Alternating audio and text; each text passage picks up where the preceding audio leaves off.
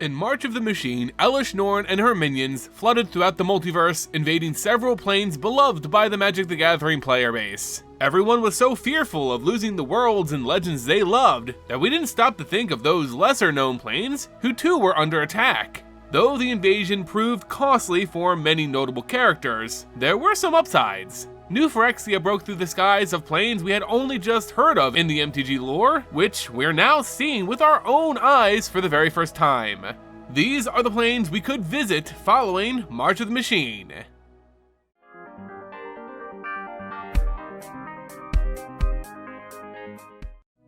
Hey everyone, and welcome back to the Ether Hub. I'm Simon, bringing you more Magic the Gathering lore. March of the Machine, its story as well as its cards, introduced a lot of firsts and finals to MTG. It was the final defeat of Elesh Norn and the Phyrexians of her machine orthodoxy, while the set also brought us our first battle cards, a new card type and mechanic in the game.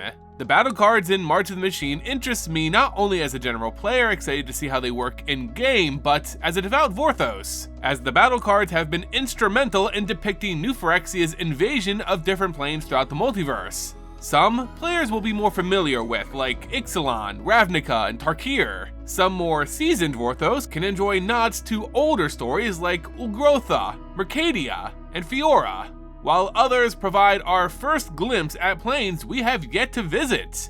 In this video, I'll examine worlds we have yet to visit in-game, or at least not much in the story, break down their card text and artwork along with any other known information about them so that you can get the best picture we have for now of these new planes.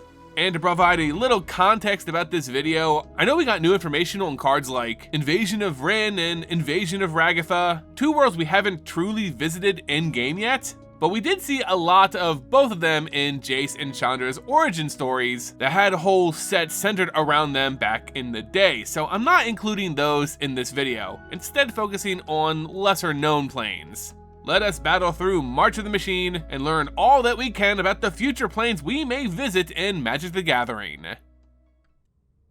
We begin our journey through the unknown multiverse with the invasion of Azgol. This red and black battle that, as it ETBs, target player sacks a creature or planeswalker and loses one life. When it's defeated, it becomes Ashen Reaper, a 2/1 zombie elemental with menace, with, at the beginning of your upkeep, if a permanent was put from the battlefield into a graveyard this turn, put a 1/1 counter on Ashen Reaper. Its flavor text: Eternal hatred fuels eternal fire.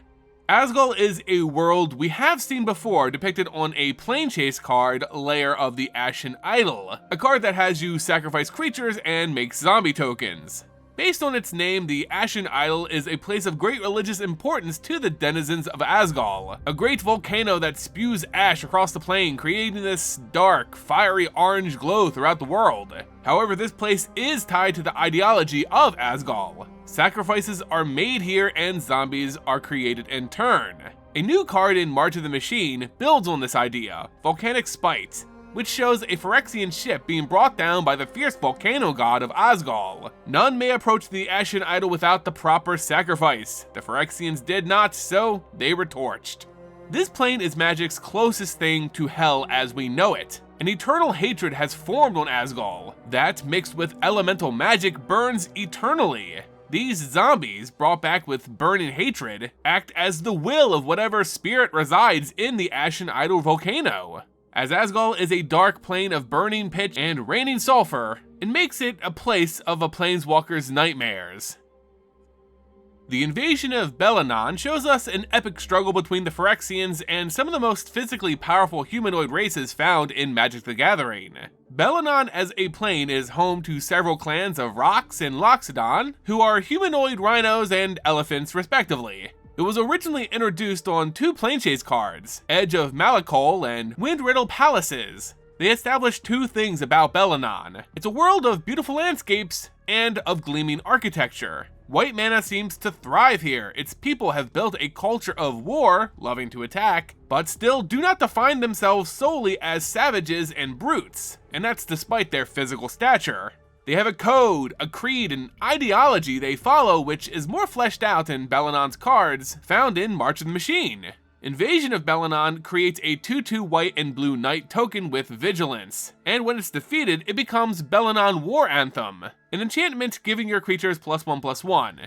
Its flavor text reads, "Just as the flute turns breath into music, we are the vessel through which the sacred winds produce justice." As the art shows, this sacred wind enhances fighters of the plane.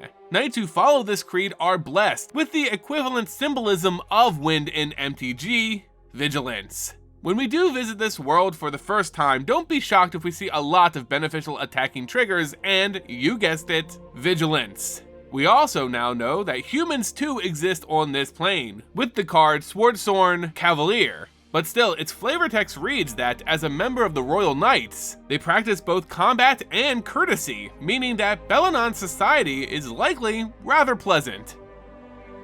Muraganda is a snapshot into the past, the far distant past, long before recorded history and the establishments of sentient races that would come to dominate other planes. This is a prehistoric plane, one filled with lush tropical jungles, hungry beasts, in which the only law followed is the law of survival. We actually have a good amount of references to this plane, but have yet to actually visit it properly. Still, all these cards paint a pretty obvious picture of what Muraganda is all about. Flush with powerful green mana, plants have overgrown the plane, and powerful beasts have kept the world from getting too technologically advanced. Feeding grounds introduced us to this plane, a clear reference to the predator and prey nature of Muraganda, a more wild version of Ixalan or Ikoria. The card Imperiosaur introduced us to some of the natural inhabitants of this plane, imposing dinosaurs, as well as the druids who follow the calls of the land and the beasts who hunt on them. The mighty Imperiosaurs are often noted as some of the most monstrous on the plane, and it looks like a new member of this species, the ancient Imperiosaur, has been introduced in March of the Machine. Muraganda petroglyphs shows us that yes, this plane does have mages and scholars, but that the Call of the Wilds still sees many return to a more natural existence. And finally, the legendary ooze, known as the Mimoplasm, had a story written about it for its commander set, and we got our first look at how the people of Muraganda act in regards to a beast of legend. There are the Saurid warriors who worship it as a symbol of a foretold afterlife, the Fang druids who see it as a natural phenomenon, nature itself in physical form, as it absorbs anything and then takes on its meal's traits, a sentiment shared by this plane's elves. However, the Scar Witches hiss at its sighting, believing it to be an unnatural end to their world. If anything, the invasion of Muraganda has shown us that while nature has branched out to countless designs to achieve balance, there's always something at the Tree of Life's base, a shapeless symbol for survival itself. It acts out of a primordial urge that somewhere still exists in all of us, and it's best represented as a hungry ooze. The invasion of Tolvada shows us a world that has only merely been referenced in Magic the Gathering, but it's been referenced by a very credible source. Its most famous inhabitant currently in the story, the planeswalker Kaya. Because of this connection, most of what we know about this plane comes from breaking down Kaya's story and what her design is all about. And that comes down to one thing: ghosts, namely forlorn spirits. Kaya is a ghost assassin, meaning her unique magic makes it possible for her to dispose of spirits. We've seen her take out ghosts all over the multiverse. She employed this skill as a profession, meaning her home, Tolvada, must have a serious paranormal activity problem. This is of course seen in the art of Invasion of Tolvada, along with its ability, which brings back a permanent from the graveyard to the battlefield. Tolvada clearly has a problem with the dead staying dead. This is seen on the new March of the Machine card, Ickershade, where it suggests the dead of Tolvada actually walk around the world of the living, using their funeral shrouds to give them a physical form. It's actually possible for Phyrexian oil to corrupt this linen, and at the same time complete the spirit bound within. Kaya mentions that the sky of her plane has been fracturing, rips and tears that to her look like a haunting aurora. This strange magic seems to be making the inhabitants, Kaya's people, go mad. Each passing day, the populace becoming more deranged. She originally suspected Nicobolus is to blame, prior to the War of the Spark, and agrees to complete missions for him, with the dragon fixing the sky in exchange. However, this was all a lie and the sky continued to falter, and Kaya deemed her plane doomed. As this battle card flips, we get the Broken Sky, a reference to this. But now the sky breaks open with the portals of New Phyrexia. Even the ghosts of Tolvada get in on the fight, pouring through the invasion tree portals to attack the Phyrexians. Gobakhan is a world referenced again during the War of the Spark event, as it was the home of a planeswalker who was introduced during that conflict, Tolvada. A lot of the information of his home plane we got through little snippets of the War of the Spark novel, and again, his character really is shaped by the world he comes from. Teo is a shield mage, a monk who can produce magical barriers of light powerful enough to endure even the strongest attacks or natural disasters. He's an acolyte in the Order of the Shield Mage, a group of shield casters who look over the people of Gobakhan. This plane itself is a world consumed by a harsh desert, most of its lush foliage being confined to sparse locations where civilization still exists. Think Amonkhet.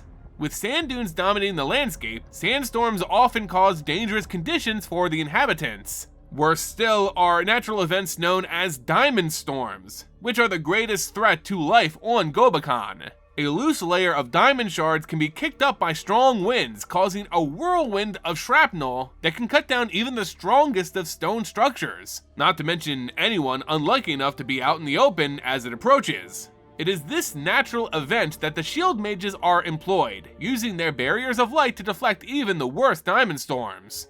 These diamond storms also proved a challenge for Phyrexians when they invaded, as seen on Infected Defector. The storms slowed their progress until they completed some shield mages of their very own.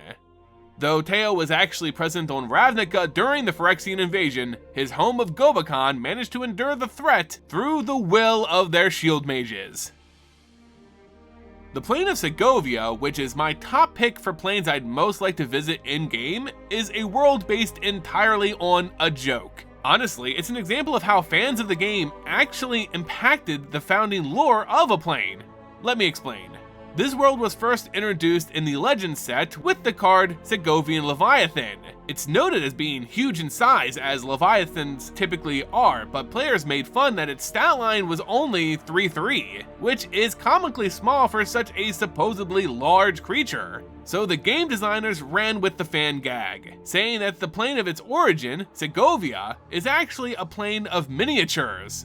Everything is much smaller on this plane, and thus a 3/3 is actually considered a Leviathan by their standards. This joke continued with the release of Segovian Angel, the only other card referencing this plane. The 1/1 stat line clearly indicates its small stature, but the flavor text is even funnier, as it said the Angel dueled a gnat, and it was the least destructive battle ever witnessed. Which, come on, is just hilarious. The only other notes we have come from Nicobolus, who apparently visited the world, noting that Segovia's natural restraints actually shrinks planeswalkers down to an appropriate size when they visit the plane.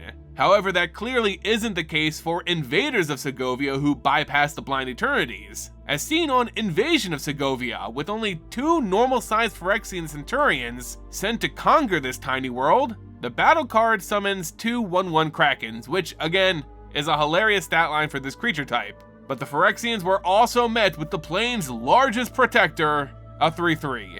The legendary sea serpent, the tyrant of Segovia, Satus, who met bravely the Phyrexians' ankles in battle. It's unknown if Segovia survived, but if they did, I hope we one day see this world of weenies as an actual set. Perhaps one that actually scales down the power to match the comical theme of Segovia. And there you guys go, a little look into the planes with new information provided by this massive event in March of the Machine. Some planes we learn more than others, and they're hardly as fleshed out as some we've already visited, but there is now enough there for us to start theory crafting finer details of world building in the hopes that we may one day visit them properly in their own dedicated Magic the Gathering sets. Now I want to ask a question to you guys in the audience. Of the planes invaded in March of the Machine, which would you most like us to visit as its own set? I personally would love to see a set take place on either Segovia or Xerax, so let me know your picks in the comment section below. And that's going to do it for today's video, guys. Remember, if you enjoyed it, consider supporting the channel by leaving it a like, becoming a subscriber or member, dropping a super thanks, and sharing it with friends. It all goes a long way in helping our community grow. As always, thank you all so much for watching, and until next time, see ya!